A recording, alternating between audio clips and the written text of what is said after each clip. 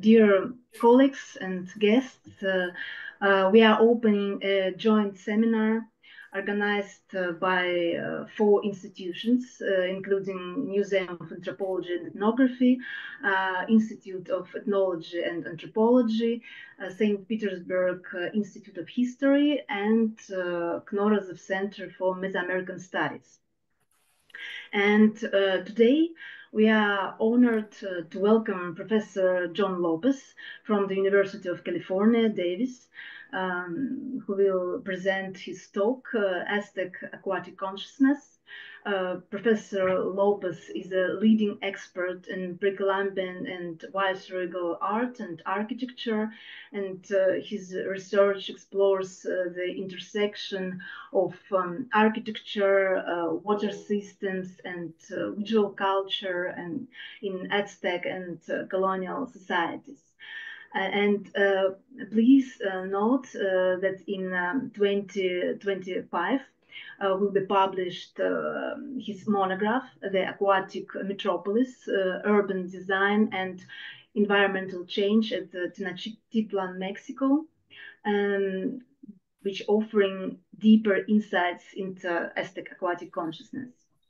During or after the presentation, feel free to post your questions in our chat, or you can ask them in person after the talk. Professor, please, the floor is yours.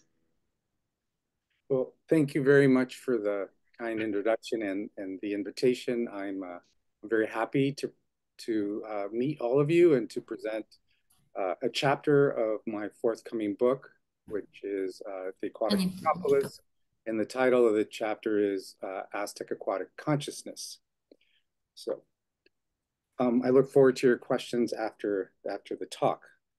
In 1325, the Aztecs settled an inconsequential swampy island in the middle of a lake in the basin of Mexico.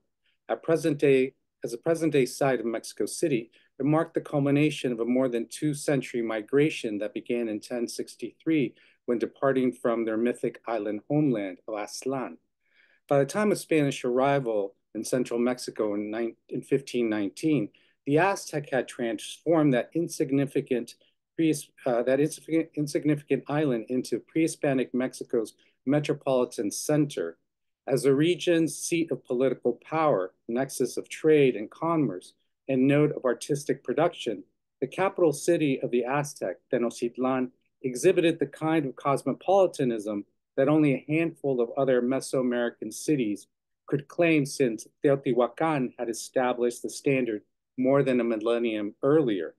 Not even the great cities of Mesoamerica, Cholula, Tula, or Chichen Itza, among a few others that had achieved the status of Tolan, translating to among the reeds, but meaning great capital, could claim that their settlements were founded within a lake.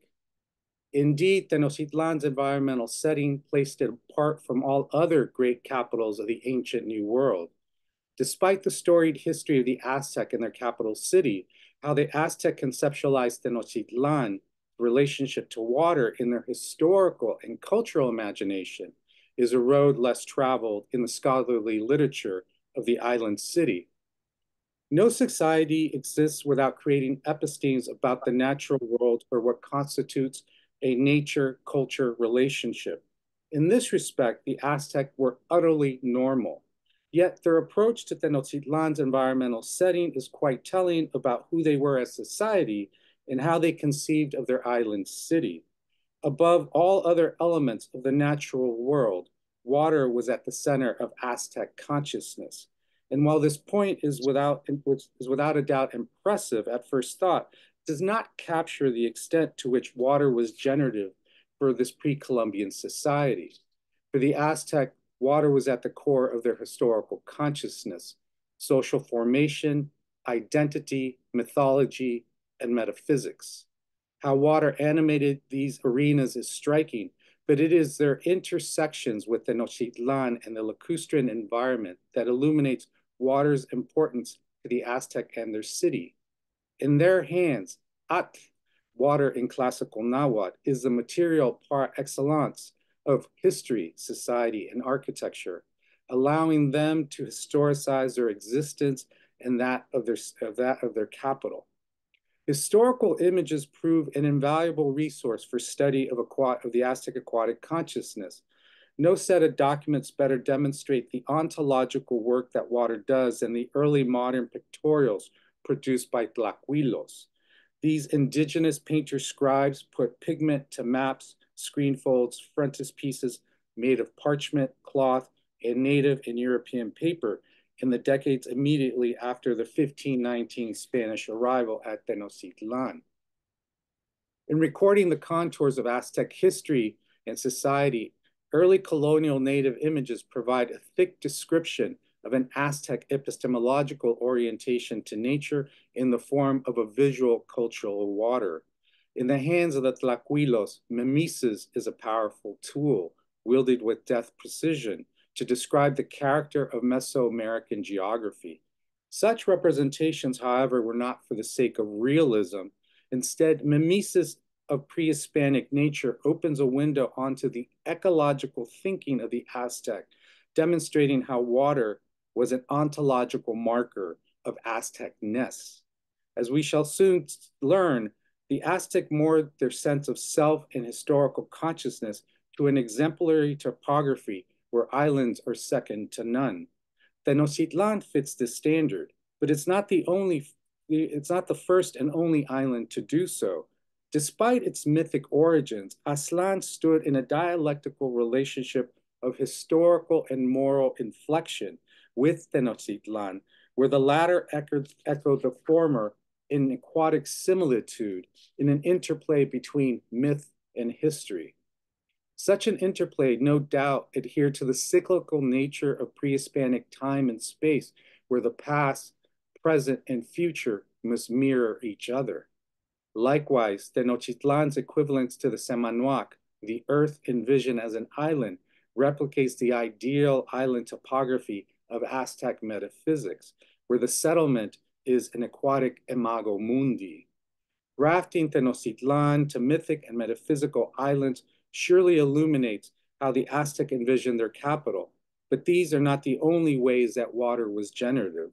For the Aztec, water was also a mechanism of social formation and identity.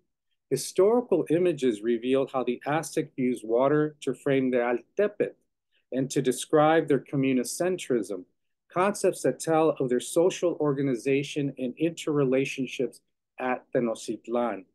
Bridging the nature-culture divide, the Aztec envisioned themselves as a society bounded by a lake and socially organized by canals into a quadripartite schema. What is striking about this socio-ecological relationship is how it maps onto the city's architectural program. Tenochtitlan was also conceived as a settlement bounded by a lake and organized into 4 city sectors by canals.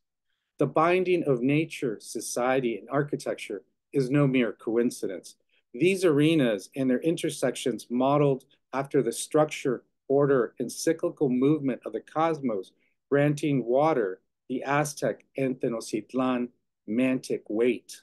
What on the surface appears to be a case of quote-unquote ecological Indians, to borrow from Shepard Creech's critique of the West's characterization of indigenous peoples living passively in nature, is in fact a discursive field of ideological propositions that the Aztec made about themselves and their city to consolidate historical legitimacy and preeminence in the ancient New World.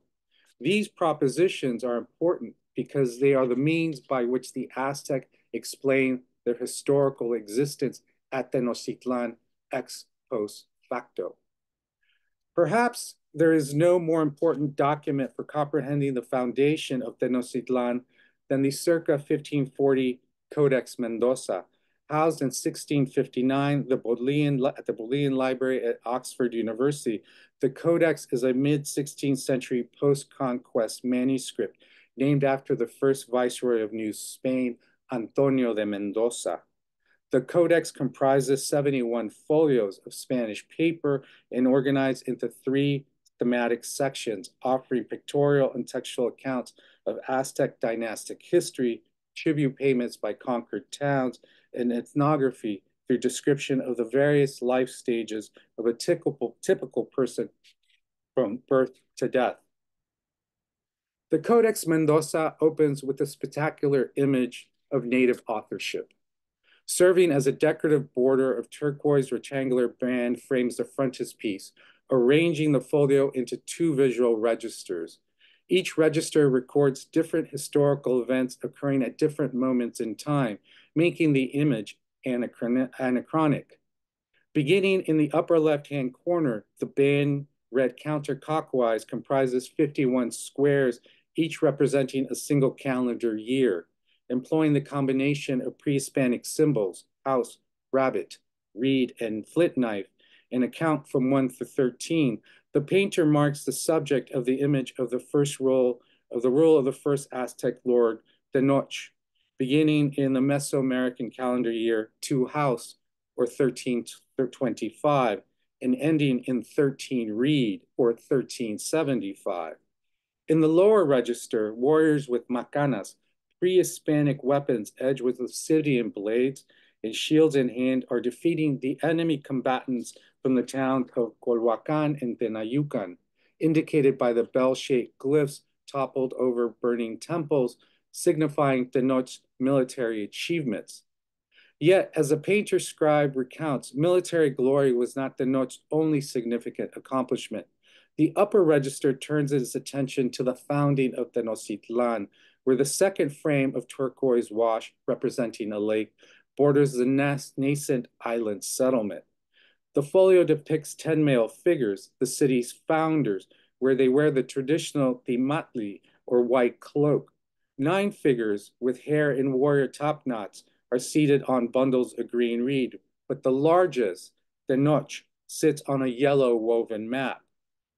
He wears black body paint and a smear of blood on his right temple. His loosely tied hair and glyphs for speech appearing as a blue scroll issuing from his mouth, signifying his elevated status as high priest and spokesman for the other 9 founders of the city. What is significant about the pictorial narration of Tenochtitlan's founding is that it's an idealized image. In illustrating a historical event, the frontispiece illuminates how the Aztec conceived of water as part of the historical memory and cultural identity, and how it spatially ordered the capital. Understanding the strategies employed by the painters to describe the establishment of Tenochtitlan is key to comprehending the Aztec aquatic consciousness. The painter portrays the island founders in a unified geographic space, one that shows no interest in the places or people beyond the borders of the lake that encircles the island. The absence of the world outside of Tenochtitlan proper is not an accidental omission on the part of the indigenous history painter. Rather, the portrayal of an inwardly focused settlement is intentional. Uninterested in the world beyond Tenochtitlan's borders, the frontispiece is an image of chorography that inscribes what art historian Barbara Mundy termed a communicentric projection.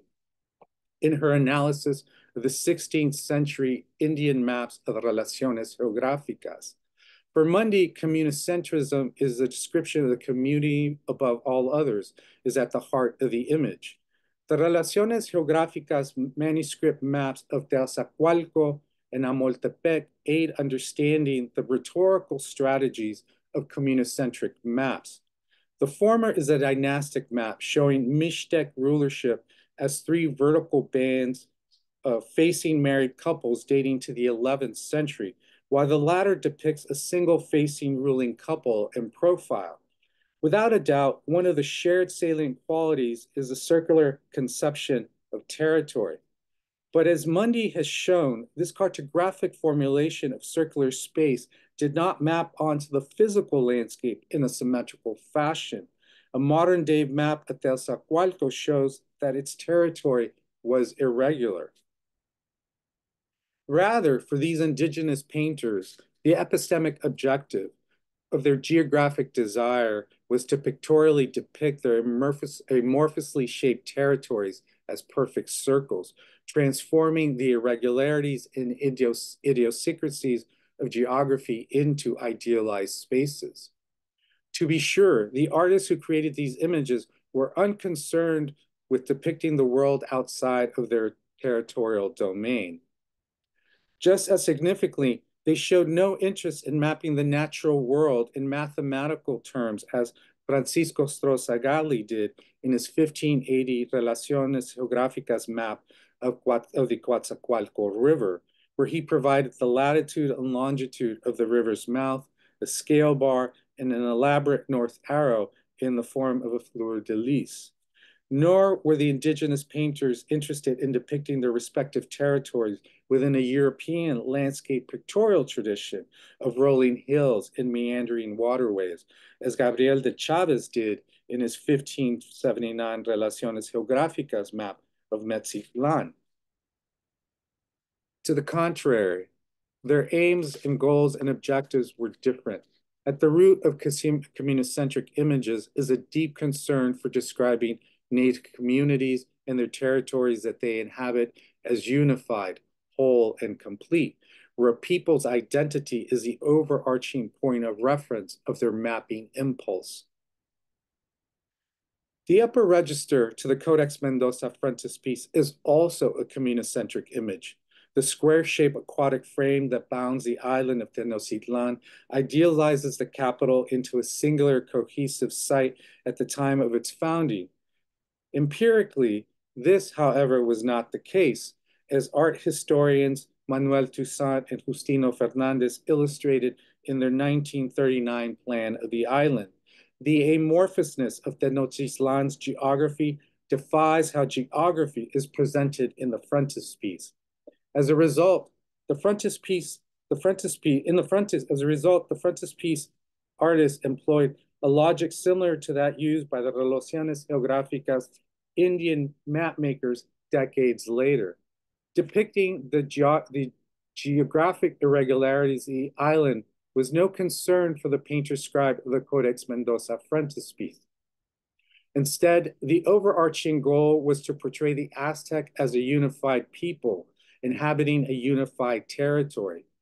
In addition to communocentrism, what other factors are mediating the pictorial narration of geography in the frontispiece? In Commentary on Indigenous Cartography of Central Mexico, historian Richard Kagan offered that geography in the frontispiece and in other Covial native pictorials had no abstract existence independent of history or of the social and cultural traditions of the communities they depict. History and geography were in fact codependent in the production of what art historian Dana Leibson and others have referred to as cartographic histories for indigenous maps made of the ancient New World and early colonial Spanish America. Kagan's and Leibson's points are important because they speak to an ontological difference between pre-Hispanic and early modern native map makers conceived of geography on the one hand, and how their European counterparts did on the other once Renaissance mathematical and scientific conceptions of space were institutionalized. For early 16th century indigenous peoples, the territories that they inhabited were not abstract fields to be measured, quantified, and ordered according to the tenets of Renaissance cartography. Rather, for indigenous peoples of central Mexico, land stood in relation to and intertwined with a host of historical, social, and cultural ideas and concerns that will soon become evident. Indeed, the pictorial strategies deployed by Native artists to describe community within geography serve to codify territory in historical terms and by extension create territorial and historical consciousness. The set of cultural attitudes about history, land, and people mediate the production of these images, their formal qualities, and the knowledge that they purport to offer about the places they depict. Thus, the goal for these artists was not to describe the respective territories through a lens of history and culture, and to describe their territories through a lens of history and culture and as a function of their historical and cultural identity. While strong ideological currents underpin how and why Native artists conceived of their settlements as unitarily whole and complete, in practice, the idealization of their homelands followed different pictorial conventions, each attuned to the local geography of their respective territories. Consider, for again, how the cartographers of the maps of Teozacualco and Montepec define territory. Although the map makers employed a colonial derivation of the pre-Hispanic logographic symbol for hill by using a bell-shaped form, hills nonetheless mark the territorial boundaries. Yet these hill symbols alone are insufficient to locate the actual hill within their physical setting. By themselves, hill symbols are geographic substantives that need to be coupled with logographic qualifiers. In other words, hill signs require an accompanying moniker, in this case, nopales, reeds, or banners, among many other possible choices, to not only locate the hills within the physical landscape, but also, and equally as important, to define the boundaries of a community's territory and to visually inscribe their territorial consciousness. However, and in marked contrast, the geographic terrain of Ometepec and Teozacualco, Tenochtitlan's territorial boundary is defined by different geographic terms. No hill symbol or logographic qualifier marks the city's boundaries. Instead, a very different natural element is used. Water is a feature that defines Tenochtitlan's spatial domain in the physical world by taking the form of a perfect square. And although lacking any of the pre-Hispanic cartographic conventions to depict water, aquatic swirls, and shells, the frontispiece nonetheless conveys that water is the defining feature of Tenochtitlan's territorial boundary since its founding. If water defines the spatial boundaries of Tenochtitlan, then it also defines its spatial organization. From the corners of the aquatic frame, two waterways run diagonally across the folio, organizing the island into four triangular plots of land. Each triangular is turned inward, with its apex pointing towards the island's center.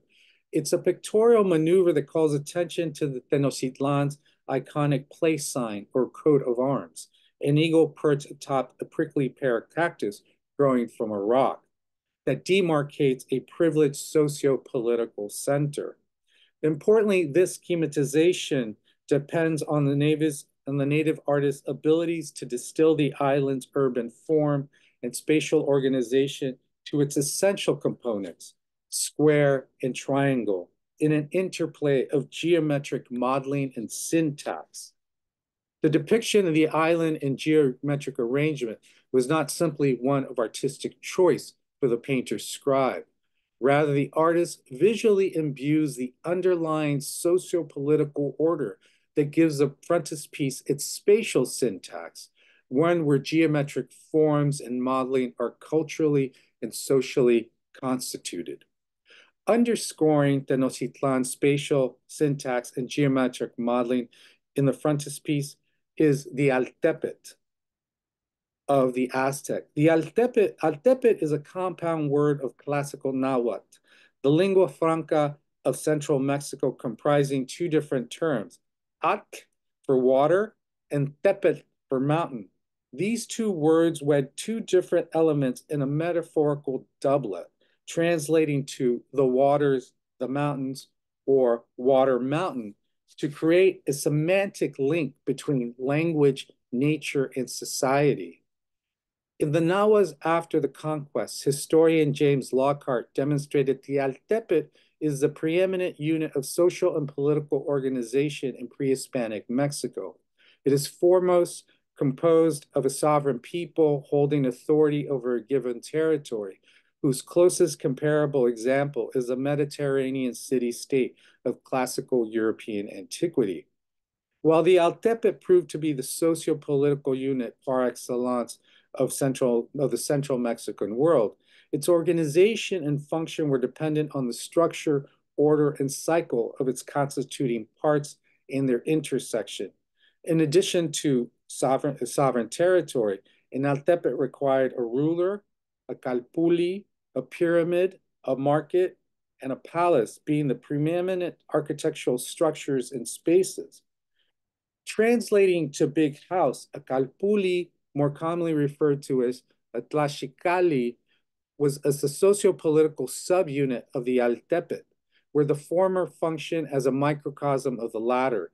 Each calpuli shared economic, political, and ceremonial responsibilities for the greater good of the Altepet. Other responsibilities included providing warriors in times of military conflict and labor in the form of tribute.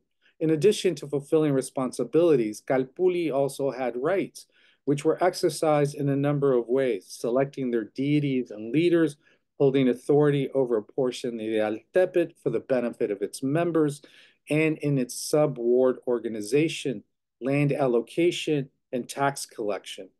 Importantly, the number of calpuli in an Altepet favored numerical balance. 4, 6, or 8 were typical arrangements, and where 4 coincided with the cardinal directions. Larkart describes the calpuli system was dependent on a counterclockwise rotational cycle that could function independently to meet its responsibilities, with the ability to stop and start the sequence as needed.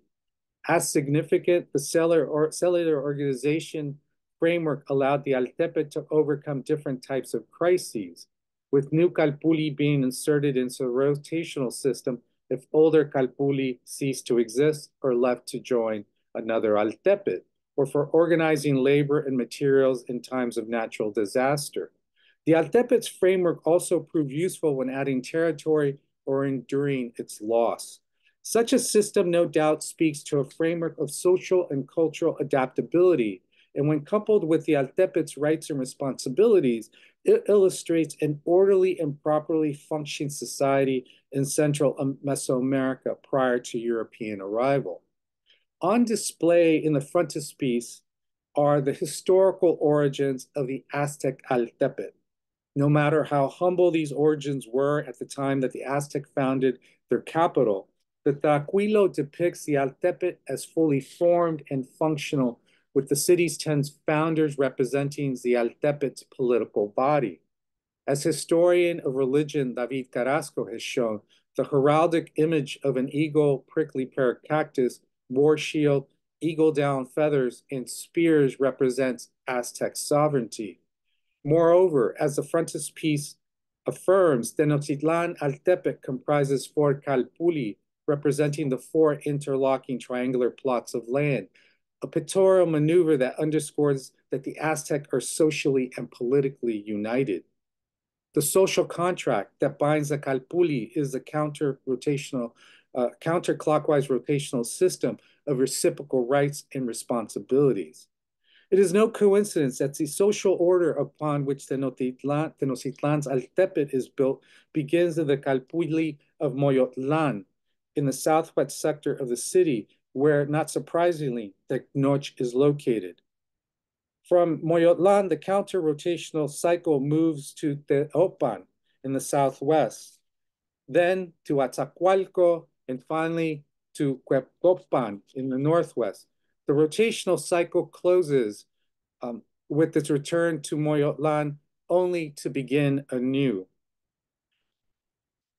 The upper register of the Codex Mendoza frontispiece is a portrait of the Aztec cultural landscape. Embedded in this portrait is a picture of Tenochtitlan proper, of Aztec communocentrism, of the natural world, but it is the intersectionality of these that makes the image speak volumes as to who the Aztec are and what constitutes them. Reading the cultural landscape, an idea that has been influential to geographers since at least the 1950s with the work of J.B. Jackson, suggests that a set of social relations, architectural forms, and ecological thinking are at work and in conversation with each other in the frontispiece. Above all others, water is the natural element par excellence of Aztec history and society. It is the ontological marker of the Aztec cultural landscape in the frontispiece. Without it, the geometric modeling and syntax of the city and its quadrants and the Aztec Altepetl are inconceivable. Water speaks to the order, balance, and symmetry of Aztec communocentrism. If absent, the founding of Tenochtitlan and its quadpartite division would have been an improbable act. For the Aztec, water is the agent that binds them historically, socially, culturally to each other and to Tenochtitlan. In other words, water historicizes the Aztec in 1325. Surprisingly, neither the frontispiece nor any of the subsequent folios of the Codex Mendoza offer knowledge of the events preceding the founding of Tenochtitlan. It is as if the Aztec had no history prior to 1325. Of course, this is not the case. And the Codex Mendoza must be considered an intermediate chapter of a longer historical arc that begins much earlier. Other early modern native-made manuscript pictorials contemporaneous with the Codex Mendoza take as their subject the events leading to the establishment of Tenochtitlan. These manuscripts, excuse me, offer further awareness of the important role that water played in shaping Aztec history, historical memory, social identity, and aquatic consciousness long before the Aztecs settled in the basin of Mexico. The Tira de la Peregrinación, the Codex Albán, and the Codex Acacitlan, and the Mapa de Sigüenza are illustrative of a thematic concern to describe Aztec history that begins with another island settlement, that of Aztlán. Yet, where Tenochtitlan is historically verifiable, Aztlán is not. The latter is a mythic island homeland that exists in the Aztec cultural imagination, but one that is no less important than its counterpart. Each serves a key role in achieving a singular goal: to historicize Aztec migration and their trials and tribulations, and most important of all, their metaphysical transformation. The parallels and intersections between Tenochtitlan and Aztlán are not without ideological intentions. They are the product of an Aztec way of thinking about islands that further illuminates their epistemological orientation to nature, one where water is not just a historical material, but also a mythological one. At the core of Tenochtitlan's kinship to Aztlán is an ecological mimesis of water, where the former must mirror the latter in aquatic similitude. The Tira de la Peregrinación is an impressive pictorial narration of Aztec history prior to the founding of Tenochtitlan. Produced circa 1530, it is made from the fibrous bark of the fig trees known as amat in classical Nahuatl or amate in Spanish. It measures an impressive 5.49 meters in length and is folded in accordion fashion for folding screen format. Unfortunately, the screen fold is incomplete today. Only 21 and a half of its original 23 folios remain. Read from left to right, the Tira documents the start of Aztec migration, begin in the Mesoamerican calendar year of 1 Flint or 1064. Scrutiny of the screen fold's opening folio reveals that the Aztec conceived of themselves as island peoples long before founding Tenochtitlan. Putting black ink to the fibrous native paper, the indigenous artist of this colonial era pictorially narrates the start of Aztec migration, commencing with their departure from their ancestral mythic island of Aztlán, where two figures, a man and a woman, are inscribed in a long vertical frame representing the island, which sits within a square-shaped lake. Immediately above the seated figure is a truncated temple from which Aztlán's coat of arms, a reed with flowing water, rises from its uppermost platform. 6 houseglyphs representing Calpulli flank the structure. Importantly, a single standing figure in a dugout canoe, a priest with skin painted black, loosely tied hair, and paddle in hand, departs the island. Once on land, footprints demarcates the priest's path toward Teotihuacan, where he will meet the Aztec deity of sun and war, Huitzilopochtli, who is depicted in profile within a cave wearing a hummingbird headdress. The screech calls emanating from the deity are an indication that he is summoning the Aztec. Footsteps leading out of Teotihuacan signal the migration's trajectory over land under the guidance and protection of Huitzilopochtli. Defined by the iconic black outline of native pictorial convention, the painter presents us with an image of Aztec migration that can only be activated by human action, the crossing of a lake. The tira is not unique in offering pictorial narration of Aztec exodus from Aztlan. Notably, the codices Alban, Acatitlan, and the Mapa Sigüenza also document the departure of the Aztec from the mythic island homeland. Folio 3 recto of the Codex Alban opens the scene to Aztec migration with the depiction of Aztlan. Atop a centrally positioned bell-shaped cliff stands a single male figure with outstretched arms. In act of colonial transliteration, Aztlan coat of arms of reeds and flowing water, as seen in the Theta's opening folio, have been excised. Instead, the Spanish gloss Aztlan inscribed on a banner below the hill glyph identifies the island's settlement. 4 house glyphs representing Calpulli frank the bell-shaped hill toponym. Surprisingly, the lone priest, canoeists, and Huitzilopochtli are nowhere to be found. A wash of blue pigment representing the lake is framed by a square border of black pigment. The Codex Acatitlan is a product of the late 16th century. It comprises 25 double folios on European paper with painted scenes facing leaves. Although the folios greatly deteriorate, they show the artist's synthesis of Mesoamerican pictography and European naturalism. This interplay between pictorial canons, however, does not detract from the underlying subject of the Aztec departure from Aztlan. All the important components of the migration narrative remain: a bell-shaped glyph, Huitzilopochtli, and a single canoeist priest paddling away from the island. A simple rectangular frame delimits the boundaries of the island, and a secular frame delimits the boundaries of the lake. Named after the famed 17th century Jesuit friar and polymath Carlos Sigüenza y Góngora, the Mapa de Sigüenza is made from a single sheet of amat paper. The narrative journey begins in the map's upper right-hand corner. Aztlan is represented as an island site inscribed within a quadrate-shaped lake, with the colonial decoration of a hill glyph topped by a plant of feathery foliage. Perched atop rests of white heron, with screech scrolls emanating from its open beak, summoning the Aztec. A couple, a man and a woman, represented by their disembodied heads, flanks the island. Directly below the hill, a single figure lying in a dugout canoe, arms outstretched and raised, represents the Aztec departure from Aztlan. As previously noted, the Theta is incomplete. However, the Codex Alban, the Codex Acatitlan, and the Mapa de Sigüenza tell of Aztec arrival at their future island site of Tenochtitlan.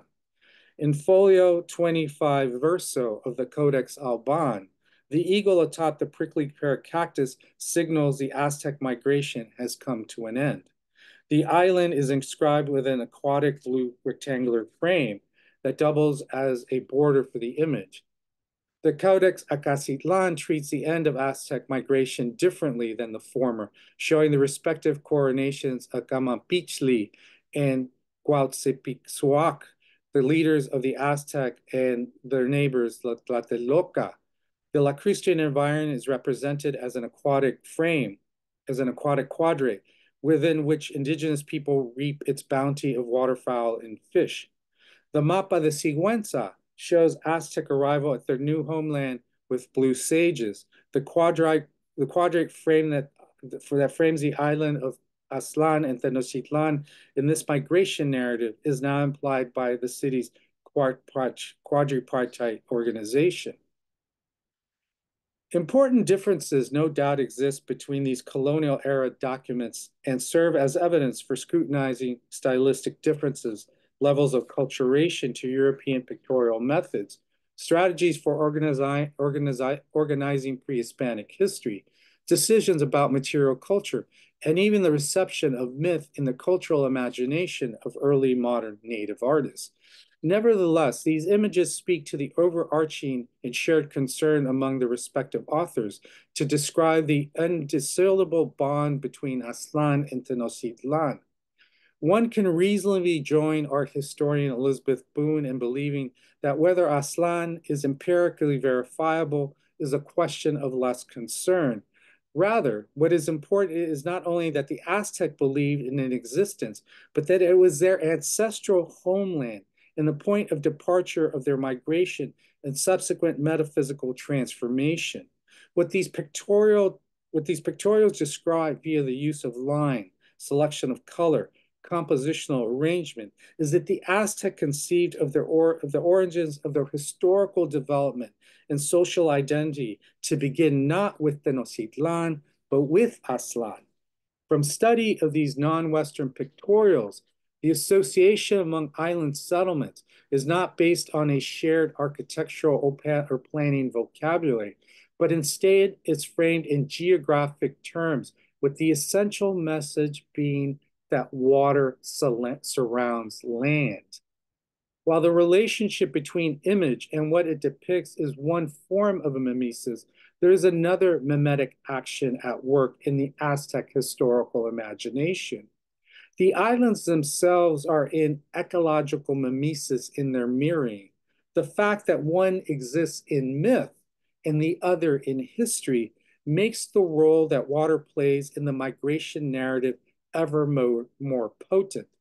To put it differently, water is the material that makes kinship between myth and history possible. These images thus tell of two different places, Aztlán and Tenochtitlan, connected across time via migration, but united in geography by water. In this respect, water is not solely a bookend to an Aztec narration of exodus and eventual resettlement, but in fact speaks to how it was mobilized to proclaim a mimetic relationship between the two island capitals of the Aztec. This bond for the Aztec is crucial because it speaks to how the mythic past is generative, giving them a model to follow at Tenochtitlan. Indeed, in the words of Barbara Mundy, Tenochtitlan is a latter-day Aztlán, where the mythic island served as a prototype for the real one. No doubt the ecological mimesis and how the islands mirror one another in a qualitic similitude served an important historical function, allowing the Aztec to proclaim historical descent from Aztlán. In doing so, the Aztec drew upon Aztlán to lend historical authority to the site of their new homeland and what they would construct. And so it is at the mythic island of Aztlán where the history of the Aztec begins. The ecological mimesis between Aztlán and Tenochtitlan deserves attention in one other respect. If history has no existence independent of geography, then what of myth? As soon will become evident, myth also has no independent separate, has no identity separate from geography, and therefore has no distinguishable differentiating character from history in its description of Aztec migration. Thus, myth and history work hand in hand to support the spatialization of the different diasporic events within a natural Mesoamerican terrain. The spatialization of myth and historical events in geography no doubt serves a key purpose to demonstrate Aztec resolve in the face of adversity and their transformative experience, which Boone likens as a drama of ritual, portraying the human qualities of a people's migration. Thus, the drama of ritual, how this drama of ritual unfolds is centered on the moralizing character of the Aztec diaspora is grounded in Mesoamerican topography. That is, What the theta and its counterparts underscore is the transformative qualities of a moralized geography, a concept that entered map discourse in 1978 with Italian Renaissance art historian Jürgen Schultz's essay on Jacopo de Barbari's view of Venice of 1550. While the Italian Renaissance and its study of a different mapping tradition, historical context, and geographic location may not immediately come to mind to scholars of the ancient New World in early colonial Latin America, Schultz's discussion of moralized geography aids understanding the transcendental qualities of geography in Aztec migration. The view of Venice is an impressively large bird's eye view of the Venetian island.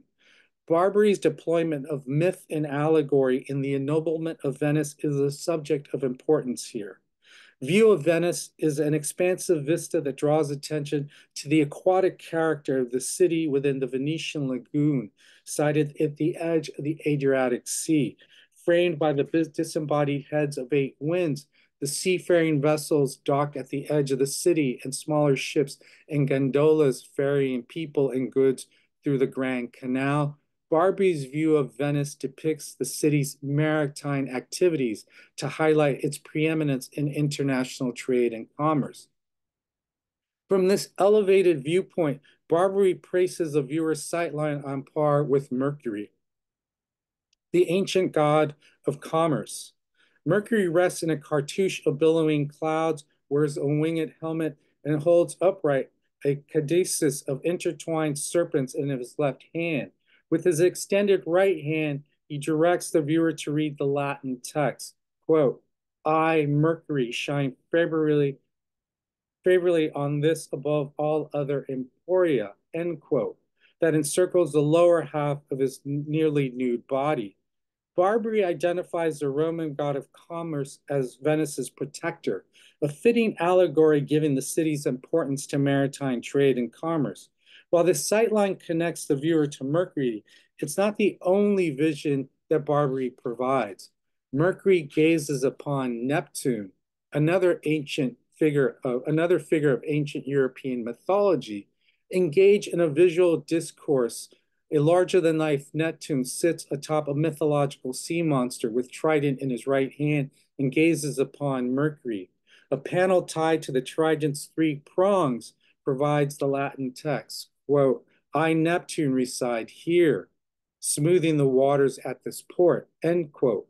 At stake for Schultz was to demonstrate how the scientific and mathematical turn of Renaissance cartography did not excise myth and allegory in Barbary's view of Venice. Further, he underscores that Mercury and Neptune are situated within the currency of humanism, where the gods of ancient European mythology are not mere decorative figures, but instead are present to convey the city's view overarching message that the gods shine brightly upon Venice in approbation of its maritime commercial endeavors. In short, Barbary's view of Venice demonstrates the potency of myth and allegory to moralized geography. In returning attention to the New World, we see that early modern indigenous pictorials also speak to the coupling of myth and allegorical forces in geography. However, the subject matter, iconographic vocabulary, and the epistemological concerns in native-made images are constituted along different lines from the European counterparts.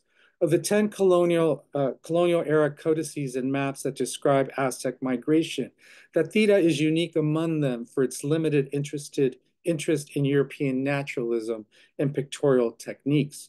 Save for a handful of non-Aztec pre-Hispanic codices that survive Christian zealotry, the theta is a close approximation of what an Aztec codex may have comprised from a visual and material cultural standpoint from prior to European arrival. Adherence to the stylistic canon of pre-Hispanic manuscript painting makes the theta an excellent resource for understanding the moralizing qualities of a Mesoamerican geography. Folio 1 illustrates the commencement of the Aztec diaspora. The lone priest crossing the lake is the first instance of how geography spatializes the migration, setting in motion the moral charge of the Aztec diaspora. As significant, the double-bordered cartouche framing the year. Excuse me? Framing the It's year okay. one. It's okay. Framing the year one Flint sets this eco-specialization in time. Once on land, the priest travels to Teotihuacan, indicated by the pre-Hispanic convention of footprints. At Teotihuacan, the Aztec unite with their patron deity Huitzilopochtli, who resides within a cave. Folio 2 illuminates the Aztec were not the only tribal group to claim ancestry from Aztlan, as shown by the vertical band of house glyphs, coat of arms, and seated figures within speech scrolls. Acting as a data line, the footprints indicate the direction of the group's migration, led by four god-bearers, 3 men and a woman, who carry Huitzilopochtli's cult image in sacred bundles. Folio 3 illustrates another key element of the migration. Their separation from the other migratory groups is embodied in geographic allegory. The folio records Huitzilopochtli's selection of the Aztec over the other tribal groups in the form of an omen, taking the shape of a felled cypress. To the folio's far right, Huitzilopochtli instructs 6 of the tribal groups of the impending separation, a fact that draws a retching emotional response. In the vignette immediately above, the Aztec share Huitzilopochtli's mandate with the Culhuahuaca, drawing a similar teary-eyed response. It marks the last time the 7 tribal groups are seen in the Theta, in Huitzilopochtli's selection of the Aztec over the others. They are to be understood as the deity's chosen people. No migration myth is complete without overcoming hardship, the subject of Folio 4. The 4 god-bearers are met by the Mishmuaca, who tried to impede Aztec migration and thus alter the course of their destiny. At the direction of Huitzilopochtli and in his honor, the Aztecs sacrificed the Mishmuaca over the biznaga and mesquite, respectively, the barrel cactus and leguminous tree common of the semi-deserts of Mexico. The upper vignette tells of the Aztec metaphysical rebirth through zoomorphic change, which Huitzilopochtli is no longer a hummingbird, but has morphed into an eagle. As part of this rebirth, the Aztec were re-Christianed with the new name, Mexica. As a reward for their fealty, Huitzilopochtli presents them with the tools that will sustain them moving forward: a bow, arrow, and net basket. Although Huitzilopochtli disappears from the Theta after Folio 4, the deity is omnipresent throughout its subsequent images, testing Aztec resolve to overcome hunger, disease, captivity, and complacency. All challenges that demonstrate their commitment to their tutelary god. Supernatural guardianship and geography play a prominent role in Aztec migration. Huitzilopochtli summoning the Aztec from a cave, an omen in the form of a felled cypress, ritual sacrifice over barrel cacti, and the crossing of 2 lakes conveys the moralizing effect of Mesoamerican nature. Instead of the mythical gods of European antiquity serving as Venice's protectors in Barbari's view of Venice, the pre-Hispanic deity Huitzilopochtli stands a watchful eye over the Aztec in the Theta. And instead of the Venetian lagoon and the Grand Canal that support the maritime activity, Mesoamerican topography, flora, and fauna support Aztec migration. In other words, the Aztec metaphysical rebirth and divine intercession is inscribed in a landscape that is specifically Mesoamerican. This inscription is central to the moral character of Aztec migration, but also to how the Aztec meld history and myth into a seamless spatial and temporal trajectory as they move across the central Mexican landscape. Indeed, where myth ends and history begins is indiscernible. But myth and history are nonetheless inextricably bound to each other and grounded in geography. That Aztec migration is an assemblage of myth and history encoded in the cultural imagination is neither in question nor the point. What is important is that the Aztec believed that this was their historical trajectory from Aztlán to Tenochtitlan. The moralizing of nature, however, cannot work without the ecological mimesis discussed earlier. That is, there must be a similitude between nature in myth and nature in history, where the natural world of the latter must mirror the natural world of the former. That the Aztec mirror the action that began and ended their diaspora, that is, the crossing of a lake, is part of this ecological mimesis. Two, in these ways, the Aztec made geography a moral substantive, the kind that Schultz wrote about Barbari's view of Venice in 1978. However, one question remains. What was the objective for moralizing nature? When coupling the images of Aztec migration to the frontispiece of the Codex Mendoza, the moralizing of geography underscores historical implications. Migration serves a unique purpose in pre-Hispanic central Mexico. As Boone notes, it underscores the right to establish an Altepet once migration ends. However, this right is also dependent on a related act, that of departing the ancestral homeland separately from all other groups, or separating from them during the journey. But most important of all, arriving independently at a new homeland, thus asserting political autonomy. Without independent arrival at a new homeland, a group's legitimacy was in question. While the Xochimilca, Chalca, and Alacua, among others, also claimed ancestry to Aztlán, it is a mythic space at this point of departure of their respective migrations. The Aztec were careful to distinguish theirs from their counterparts, taking control of their own historical narrative, something the Aztec were quite adept at doing given their penchant for revising history. They championed their unique position in the Mesoamerican world, arguing that their diaspora was the catalyst for founding their Altepet at Tenochtitlan once their migration ended.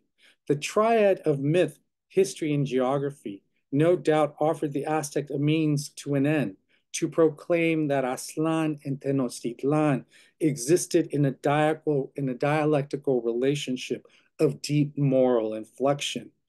Water had no part in making myth turn into history, and Aztlán turn into Tenochtitlan in a narrative of Aztec morality.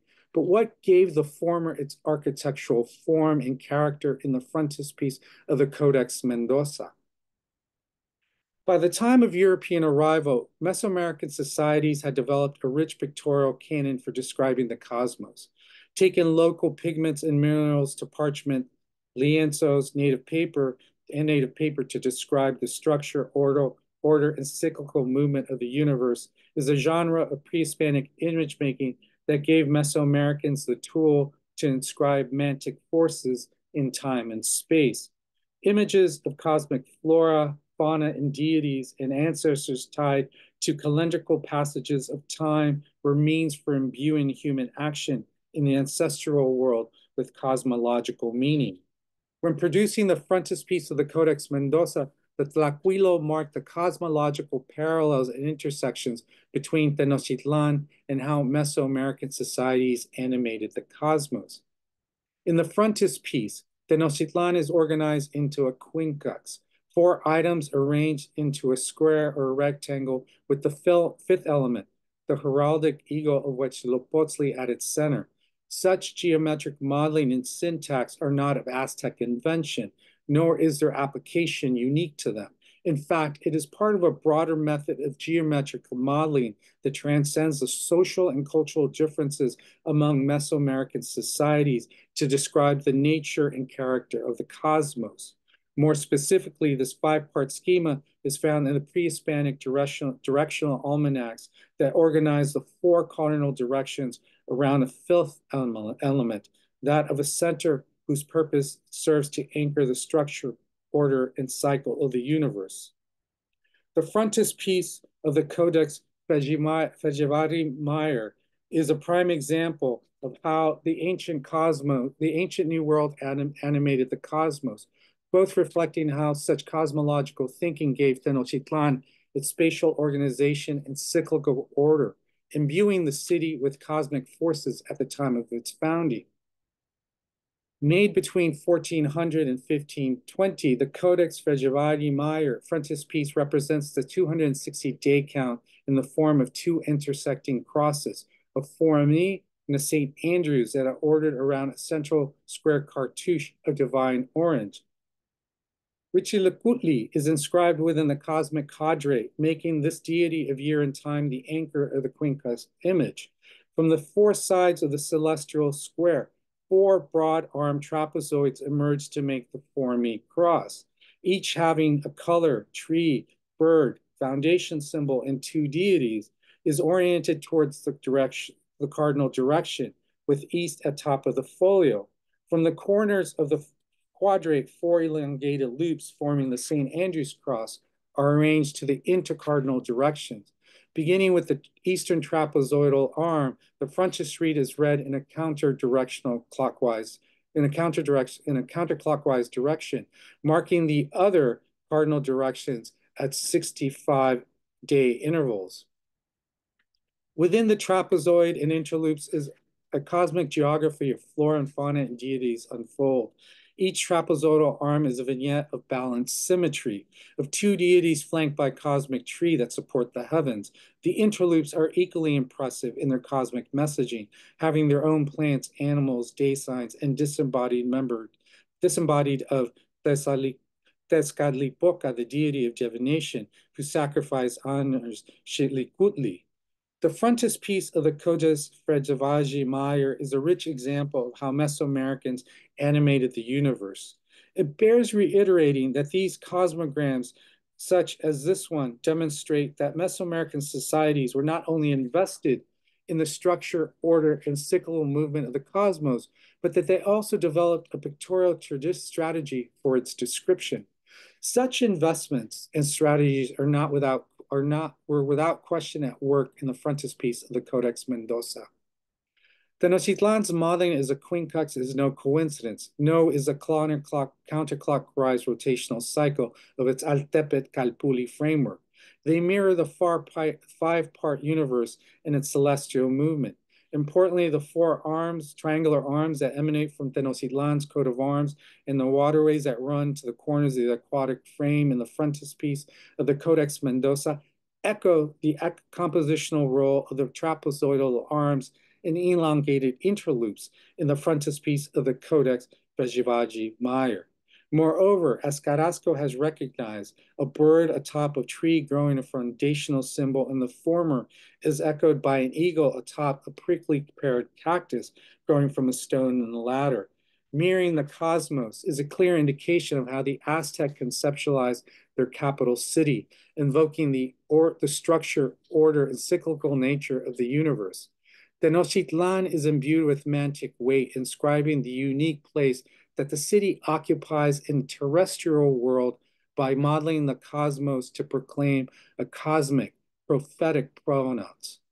What makes the modeling of the cosmos even more impressive is water. Anthropologist Miguel León Portilla notes the metaphysical origins of water in Aztec thought. Quote, the heavens and water were created simultaneously in an act of world making, end quote. From water, land followed, and it is this metaphysical relationship from water and land that constitutes an exemplary topography in the Aztec geographic imagination.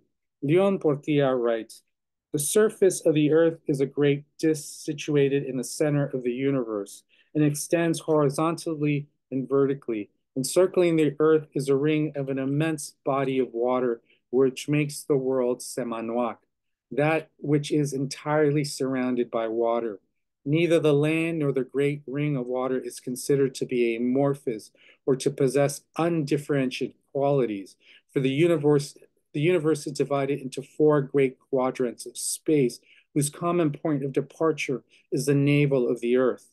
From this point, the four quadrants extend all the way out to the meeting place on the horizon of the heavens and the surrounding celestial water.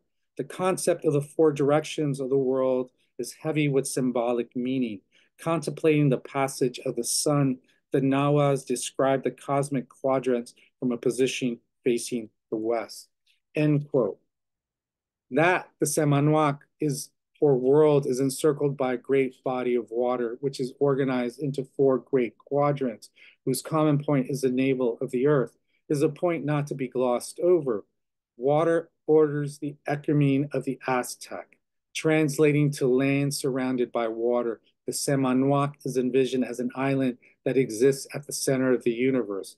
Its four quadrants extending to a celestial meeting place mark the convergence of the heavens and water at the horizon. In Aztec metaphysics, water gives the world form as it does for Tenochtitlan, making it a dynamic imago mundi where islands are second to none. In conclusion, mediating Aztec pictorials are historical, mythological, and cosmological ideas, events, and materials that speak to Aztec exceptionalism in central Mexico prior to Spanish arrival. Native pictorials offer knowledge of how water was generative for the Aztec, whether to serve social, historical, mythical, or metaphysical functions. The frontispiece of the Codex Mendoza is a testament to the intersectionality of an Aztec ontology of water. As significant, a city's relationship to water is also at the epicenter of this intersectionality. Embedded within non-Western images in their use of symbol, line, or color is a narrative about the unique place that the Aztec inhabit. And although they differ with respect to authorship, perception, and material culture, they demonstrate how water imbued Tenochtitlan with historic, mythic, and mantic weight at its time of its founding. The mantic implications of water to the Aztec are clear. It inscribes the unique place that Tenochtitlan occupies in the terrestrial world by replicating a topography that is divine in origin. Indeed, islands have a powerful hold on the Aztec historical and cultural imagination. Water is a natural element par excellence of Aztec history and society. No doubt such a rich understanding, interpretation, and application of Aztec recalls for us the generative forces of stone for the Inca.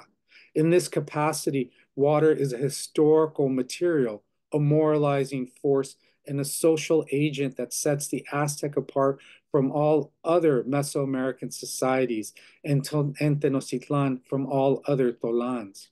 Equally as important, it is also an epistemological tool that inscribed the Aztec with a sense of self.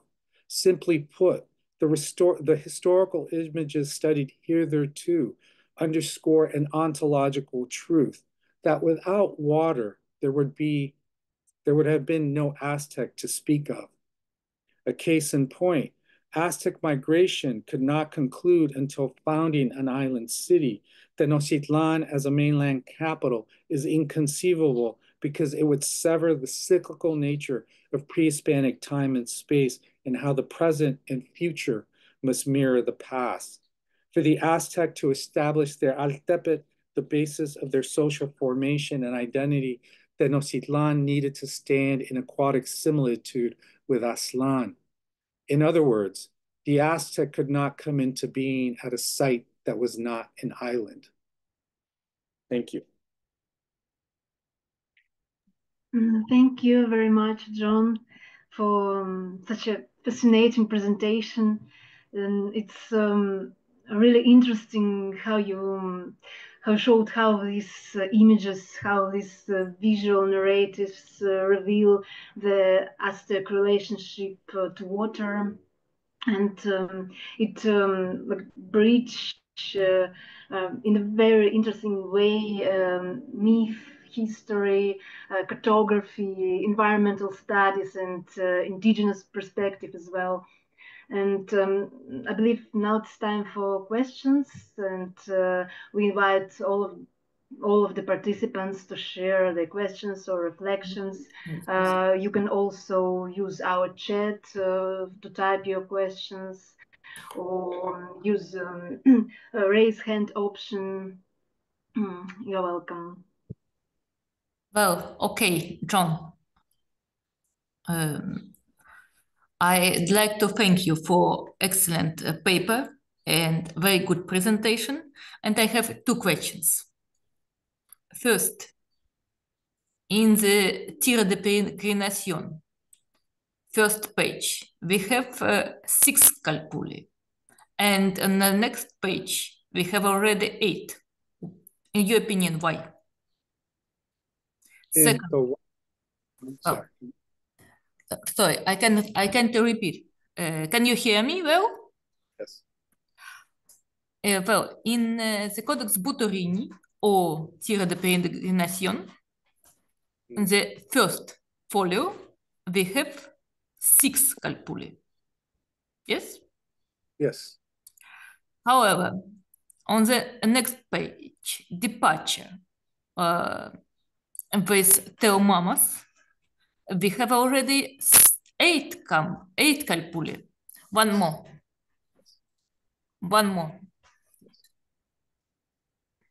Why?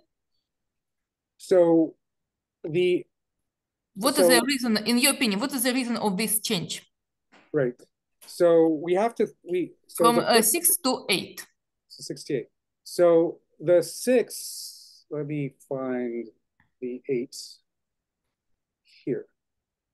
Yes, yes, exactly. Yes, here, exactly. There, okay. The 8 here represent the 8 different social groups that claim ancestry to Aztlán and who had left Aztlán at the same time as the Aztec. So they are not all Aztec, but they are different social groups that came to Aztlán, sorry, that departed from Aztlán.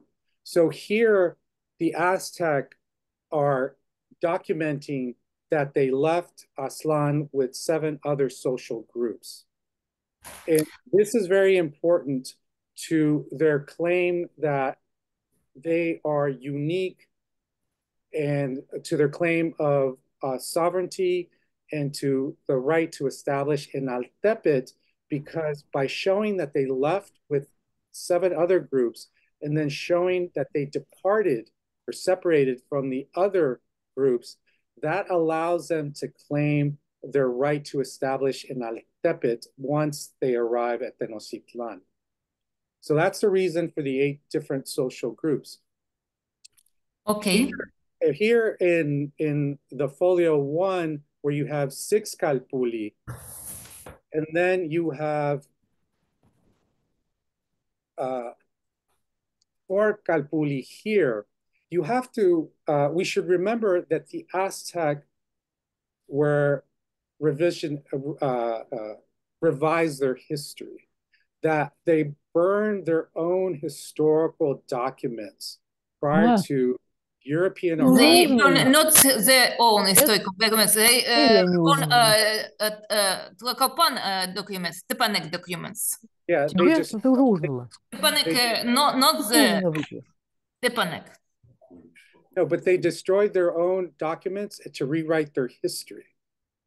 This we know. Do you mean the book 10 of Sargum, right?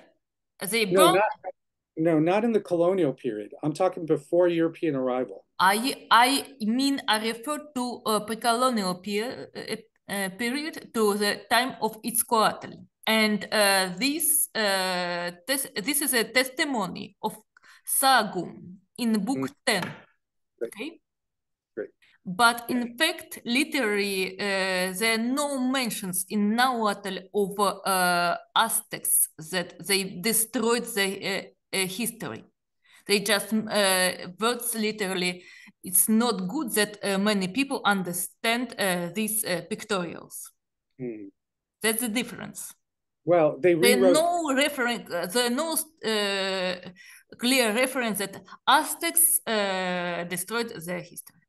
Well, there is in this text that they rewrote their history to coincide with their imperialistic rise. And one of the ways that they rewrite their history is if there were 6 Calpulli at Aslan, then by framing 4 Calpulli at Tenochtitlan, that coincides with the cardinal directions and the cosmological ordering that we saw with the frontispiece of the Codex Frege Mare.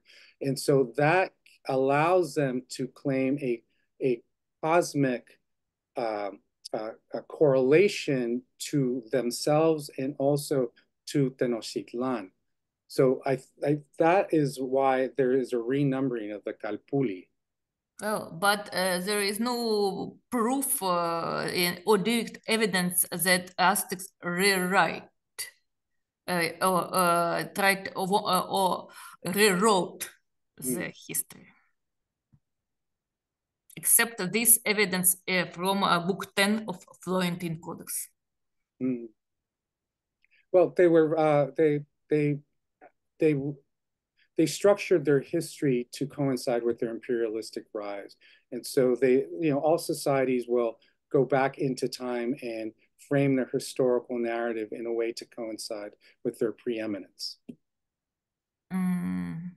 Well, and one more question. You say social groups, social or ethnic groups. One of these Calpulli are Matlaucinka.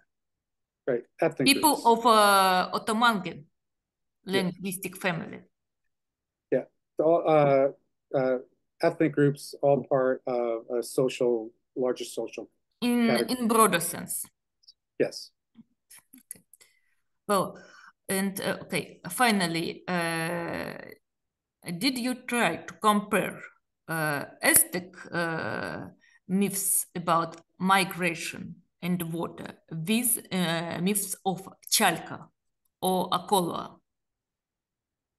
No, because my book is more of a comparative study of Aztec and Spanish hydraulic practices on Mexico City's and Tenochtitlan's urban form. So only my first 2 chapters deal with the Aztec, as to show what the Aztec constructed at Tenochtitlan, to then show what the Spanish approach to environmental crisis and flooding and urban form did as a way of dehistoricizing what the Aztec has constructed, to then identify how the Spanish approach created the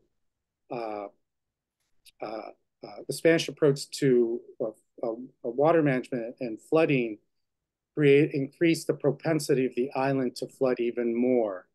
And then I bring that into the present day with climate change, which is that Mexico City is now one of the largest cities in the world, and that it's only possible to have this city exist with the desagüe, which is the Spanish approach to draining the basin of the lakes. So my objective is to show what the Aztec had constructed, to then show what the Spanish are then are undertaking to bring it into the present. By the way, it's remarkable how Chalca myths about a foundation of their own city-states resemble Aztec narrations. For example, in Chimalpain. That's right. I recommend you to look at Chimalpain to come and compare. Yes. Thank you. Any other questions, please?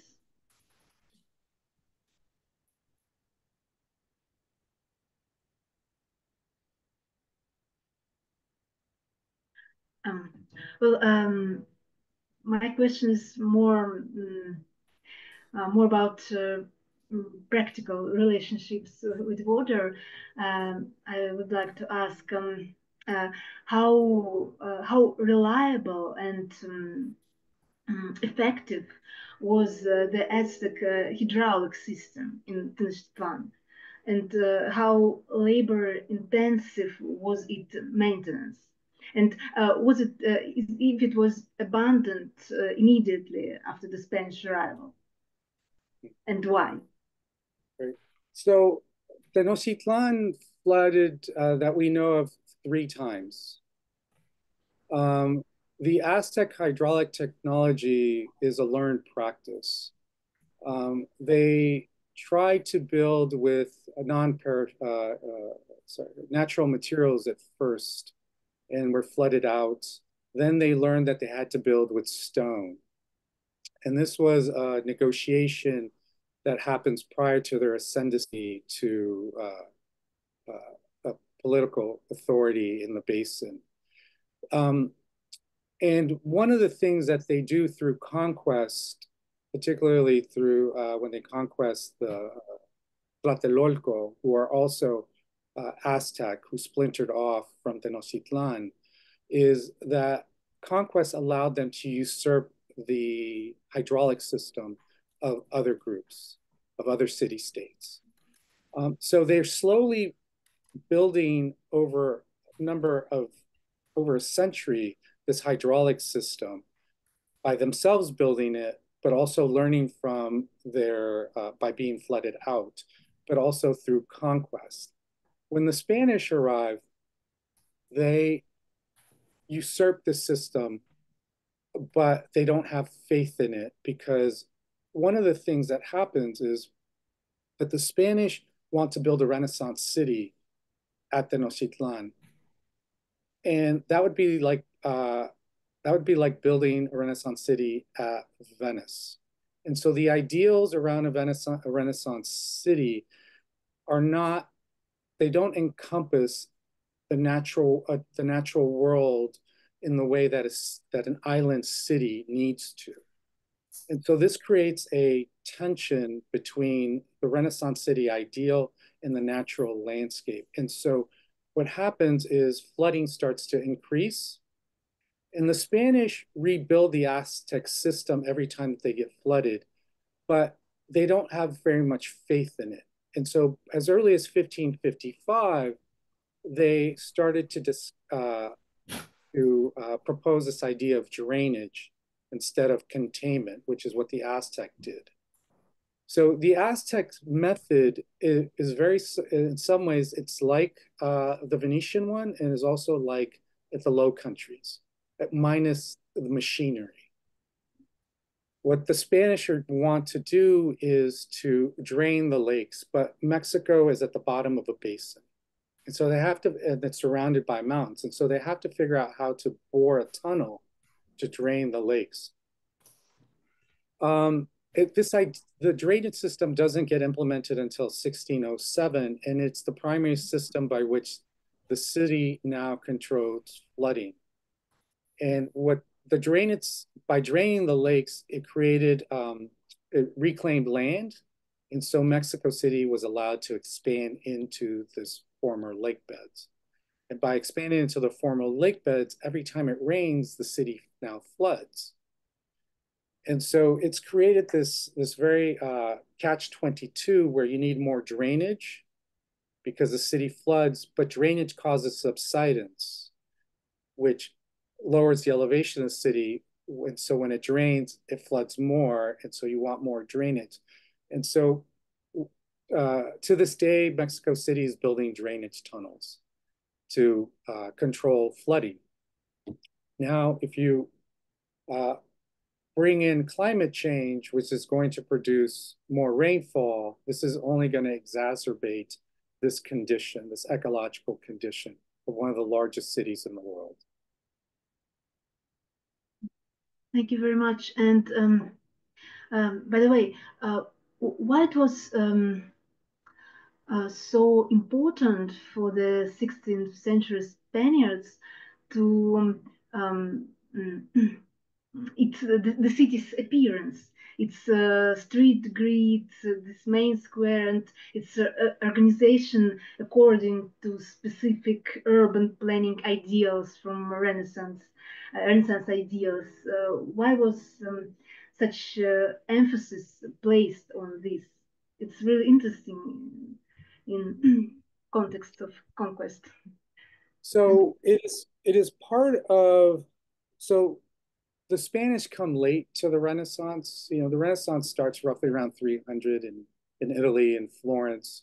We have architectural treatises from Alberti, the rediscovery of Vitruvius's architectural treatise from European antiquity. And so these ideals are being addressed theoretically.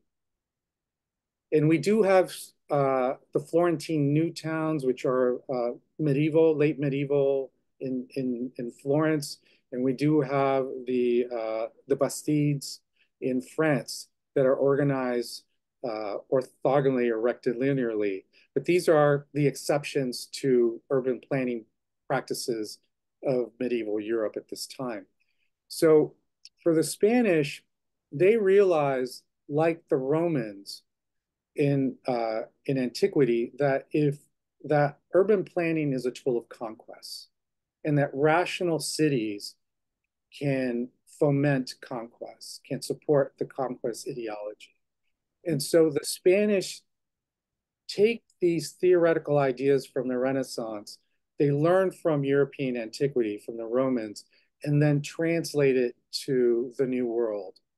And so if you want to see a Renaissance city, like, don't go to Europe, go to Latin America or come to the Americas, because this is where the Spanish instituted it on a like hemispheric scale.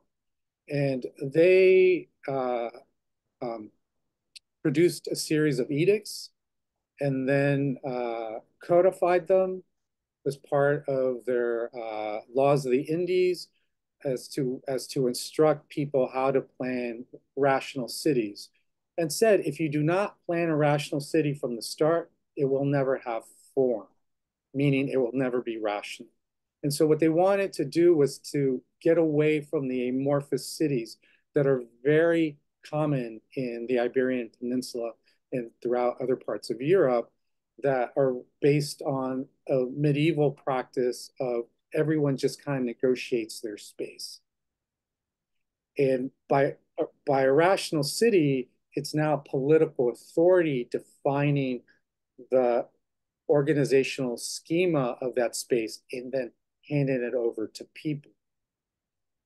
The issue is that people didn't really know how to live in rational cities. So Cortez himself built into the city streets, and the Cabildo in Mexico City said, you have to destroy part of your building because you're destroying the order of the city. And it's that order, that kind of logic, that does not fit within an island city. You can do that with the mainland city and with some greater success, but with an island city that's surrounded by water and floods all the time, it's very difficult to institute these rational ideas and still have an ecological balance of some sort. And this is what the Dutch hydraulic engineer Adrian Bolt told the Spanish in 1611, 1612, when he came to drain the lakes. He's like, you can't drain the lakes. This is going to cause a bunch of problems. So keep your city the way it is right now, but keep it as an island and reconstitute the Aztec system, and let's introduce windmills and other European machines to regulate the lakes. Thank you.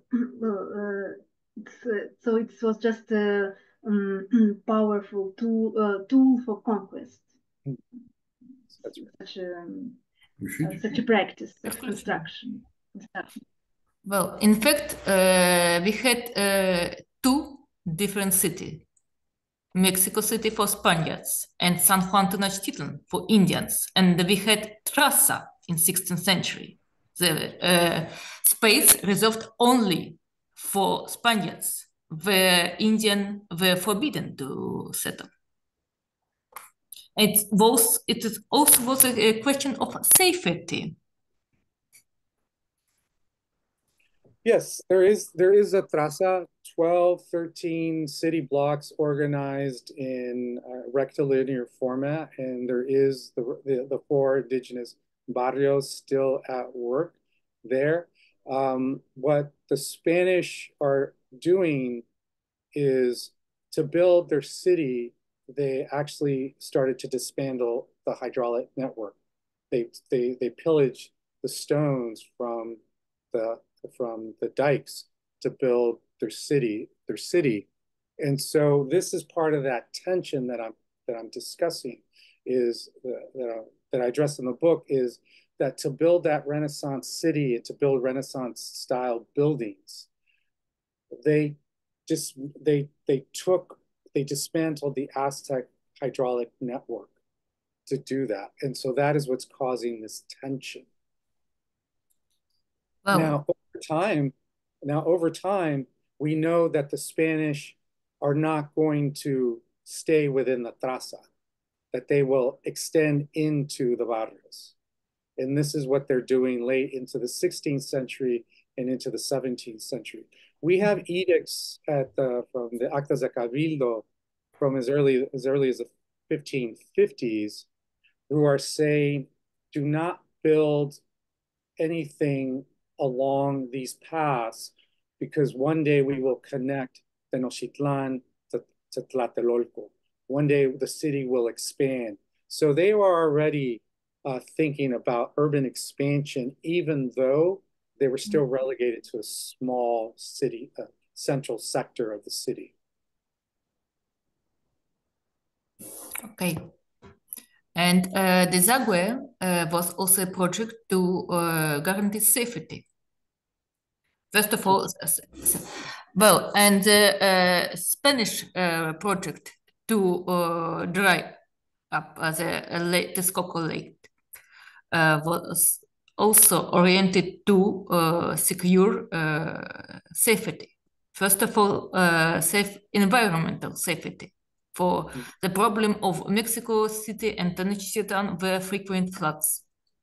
That's right. And second, Spaniards were not very secure surrounded by conquered Aztecs.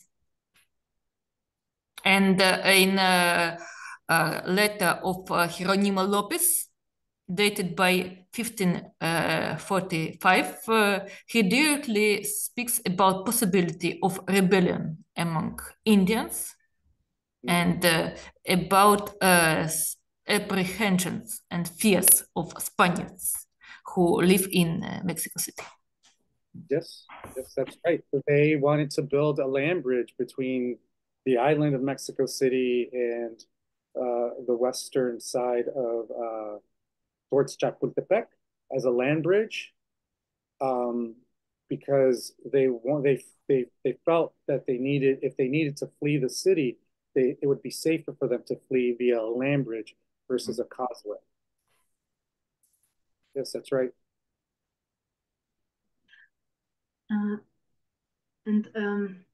Do floods still occur in Mexico City today or not?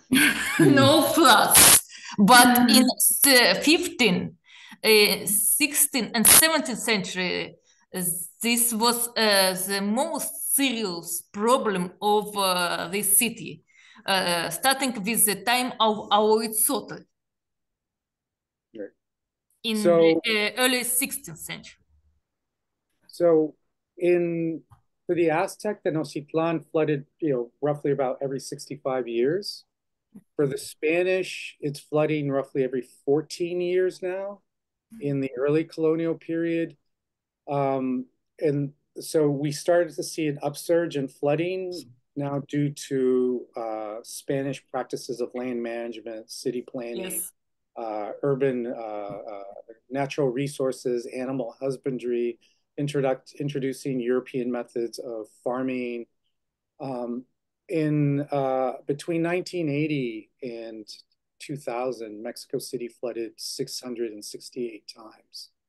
And so this is more not major catastrophic flooding, but more what we would call nuanced flooding, where parts of Mexico City flood. In 2011, when I was there, the third largest drainage tunnel snapped under its weight and flooded Villa El Dorado, which is like a suburb of the greater metropolitan area of Mexico City. And so with climate change, if it's going to bring more rainfall, the propensity is just going to go higher and higher. And the method that the city government is using to prevent flooding primarily is drainage, which is a 400-year-old idea, basically, or 500-year-old idea now, pretty close to 500 years. Mm. Thank you. And we have a question from Evgenia Zakharova. Good evening. My name is Artyom, and I have a question about this frontispiece.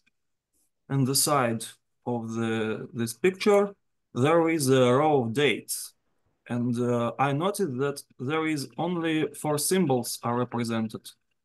Calendar symbols, house, flint, Tlaloc crown, and this is a head of maybe a rabbit or jaguar. Why these dates, and why these only 4 calendar symbols are depicted here?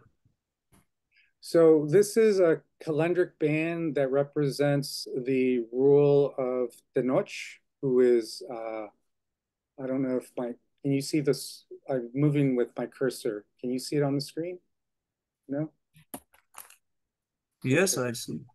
Okay, so this figure here, Tenoch, so this represents his rule and it starts up here from the upper left-hand corner, goes around the whole folio and it starts at 1325, and I believe it ends in 1375 off the top of my head. I can't remember at the moment. This system that is being used here is a system of timekeeping. So the Mesoamerican calendar year is 52 years. And it's organized around a numerical count from 1 to 13, and also with these 4 symbols, which you mentioned.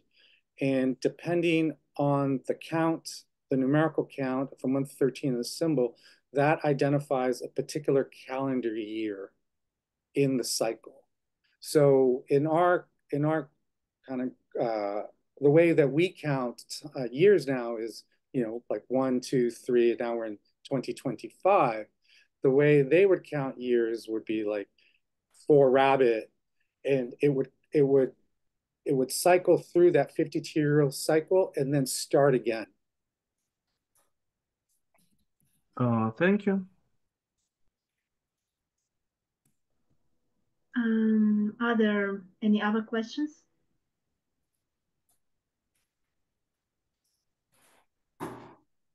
Well, it seems that we are out of questions.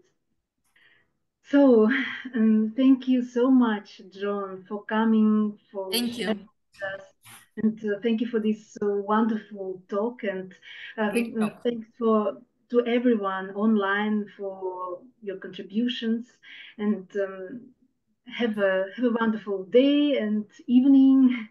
And see you all next seminar.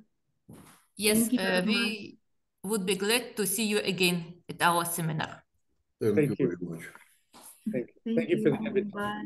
Allowing me to share my work. Thank you. Thank you very much. Я же его и пригласила.